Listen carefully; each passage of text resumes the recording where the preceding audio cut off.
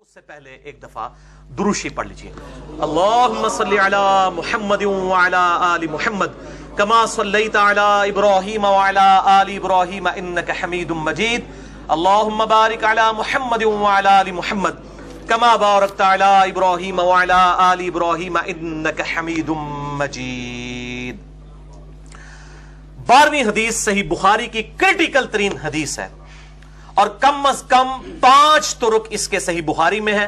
International number کے مطابق 1241 1242 3667 3668 4454. مشکات میں یہ موجود نہیں اس لیے میں نے اس کا نمبر نہیں بتایا. اما عائشہ رضی اللہ تعالیٰ عنہ کہتی ہیں کہ جب آپ صلی اللہ علیہ وآلہ وسلم کی وفات ہوئی، بہت کرٹیکل حدیث ہے، سیدنا ابو بکر صدیق رضی اللہ تعالی عنہ علیہ السلام میرے حجرے میں داخل ہوئے. آپ صلی اللہ علیہ وسلم کے سر مبارک سے کپڑا ہٹایا، صحیح بخاری 1241، ماتھے پر بوسہ دیا اور پھر سیدنا ابو بکر نے رونا شروع کر دیا. پھر آپ صلی اللہ علیہ وسلم کی میت مبارک کو مخاطب کر کے عرض کی، یا نبی اللہ، اے اللہ کے نبی صلی اللہ علیہ وآلہ وسلم، لا یجمع اللہ علیک موتین، اللہ تعالیٰ آپ پر 2 موتیں جمع نہیں کرے گا. ایک موت تو ہر شخص کو آنی ہے، کل نفس ذائقۃ الموت، اس کے بعد آپ کی ہمیشہ کی زندگی شروع ہو چکی ہے آخرت کی.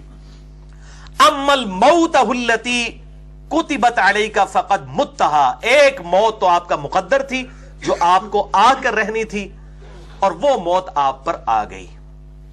اب اس میں الفاظ ہیں یا نبی اللہ، آپ صلی اللہ علیہ وسلم دنیا سے جا چکے ہیں اور آپ کی میت مبارک کو کہا یا نبی اللہ. ہم نماز میں پڑھتے ہیں، بخاری اور مسلم کی متفق علیہ حدیث ہے اور مشکات میں ہے 909 کہ جب تم پڑھو گے السلام علینا وعلی عباد اللہ الصالحین، السلام علیک ایھا النبی سے لے کے آن ورڈ، تو زمین و آسمان میں جہاں کہیں بھی کوئی نیک بندہ ہے اس تک تمہارا سلام اللہ کی طرف سے پہنچ جائے گا. تو یا رسول اللہ ہم نماز میں بھی کہتے ہیں. اصل مسئلہ یہ ہے کہ آپ صلی اللہ علیہ وآلہ وسلم کو مدد کے لیے نہیں پکارنا. اس مسئلے کو آپ سمجھیں. صرف یا رسول اللہ کہنا، یا نبی اللہ کہنا، لبیک یا رسول اللہ کوئی محبت میں کہہ لیتا ہے، وہ لبیک اللہم لبیک کے ایکویلنٹ نہیں، ویسے محبت کے لیے لبیک یا حسین کہہ لیتا ہے اگر اس کے پیچھے بد عقیدگی نہیں، کوئی مسئلہ نہیں. میں نے مسئلہ نمبر 157 میں بھی بتایا. تو اس مسئلے کو سمجھیں، اصل میں بد عقیدگی نہیں پیچھے ہونی چاہیے.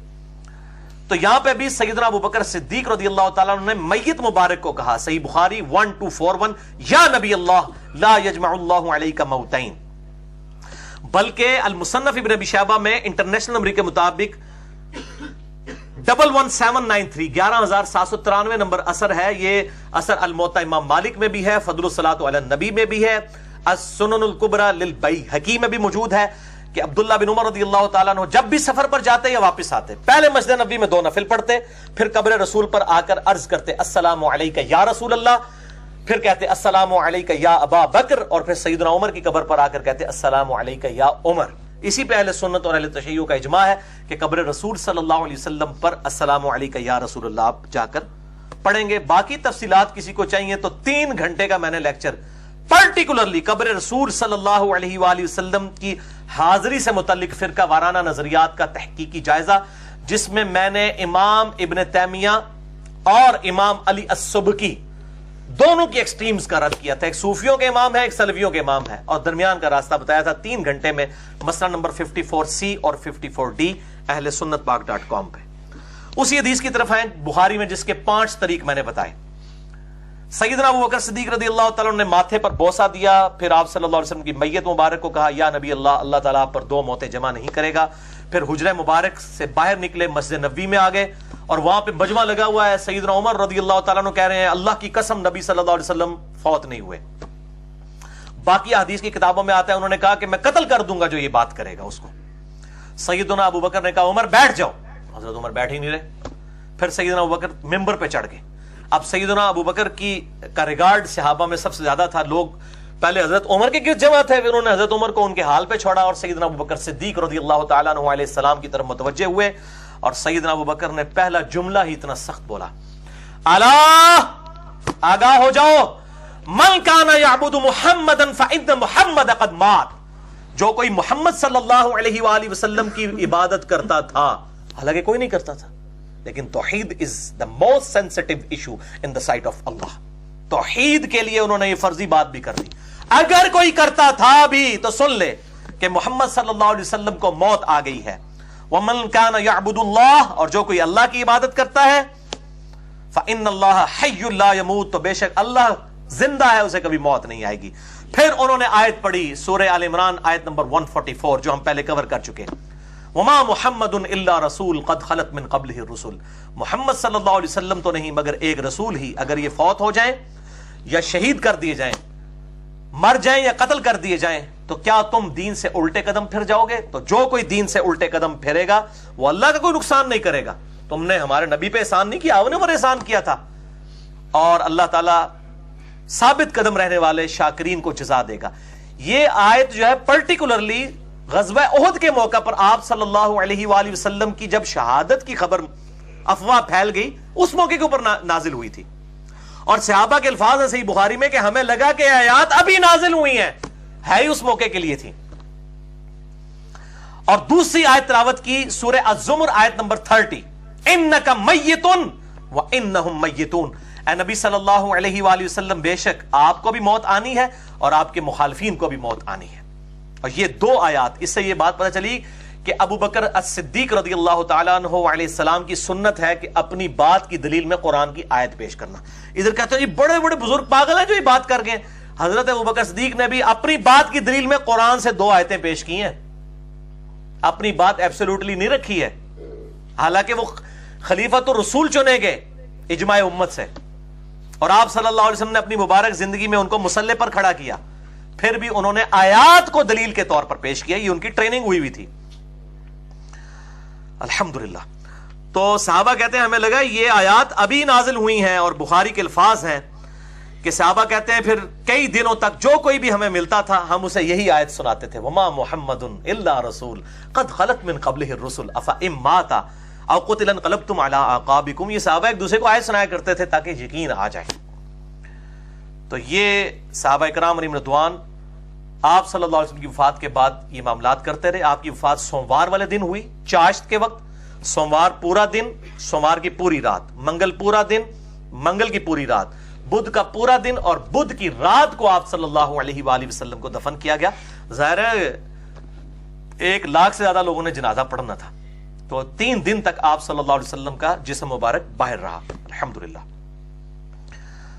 تو اسی حدیث کا ایک طریق ہے صحیح مسلم میں 3669. اما عائشہ کہتی ہیں کہ اللہ تعالیٰ نے دونوں خطبوں سے فائدہ پہنچایا. ابو بکر الصدیق رضی اللہ تعالیٰ عنہ کے خطبے کا فائدہ یہ ہوا کہ صحابہ کرام کو آپ صلی اللہ علیہ وسلم کی موت کا یقین آ گیا. اور جو سیدنا عمر کھڑے ہو گئے تھے کہ جو کہے گا کہ آپ صلی اللہ علیہ وسلم فوت ہو گئے ہیں، اور اس میں الفاظ ہیں بخاری کے کہ انہوں نے کہا کہ ابھی تو آپ صلی اللہ علیہ وسلم منافقین کو قتل کریں گے، اور ان کے دل میں تھا کہ ابھی تو رومن امپائر بھی گرنی ہے، پرشین امپائر بھی گرنی ہے، اتنی بڑی بڑی فتوحات ہونی ہیں، آپ صلی اللہ علیہ وسلم پہلے کیسے دنیا سے چلے گئے؟ ان کو کیا پتا تھا یہ تو ان کے دور میں ہونا ہے.